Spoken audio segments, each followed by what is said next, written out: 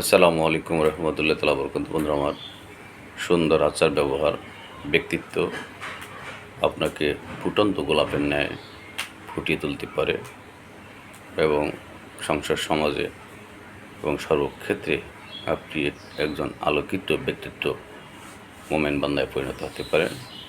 তবে এর ভিতরে আপনার এই ইচ্ছা অবশ্যই জরুরি এবং একান্ত আবশ্যক। আপনাকে প্রতিনিয়ত সকল কিছুর সাথে মোকাবিলা করে চলতে হবে। পরীক্ষা এবং প্রতিবন্ধকতা এবং বাধাকে অতিক্রম করতে হবে নীরবে, সাইলেন্টহীনভাবে, কোনো শব্দ না করেই আপনার গতিতে আপনার এই ইচ্ছার প্রতি মনোযোগ দিয়ে সংযোগ দিয়ে আমি যদি এগিয়ে যেতে পারি, তবেই আমরা সফলতা লাভ করতে পারবো এবং আমরা মহান মালিকের রেজা সন্তুষ্টি হাসিল করতে পারবো। আল্লাহ রসুল প্রিয় আউলিয়াদের প্রিয় পাত্রে পরিণত হতে পারবো, তবেই আমরা গ্রহণযোগ্যতা লাভ করতে পারবো। সকলে ভালো থাকবেন, সুস্থ থাকবেন। ভালো যদি মনে হয় লাইক, কমেন্ট, শেয়ার, সাবস্ক্রাইব করবেন।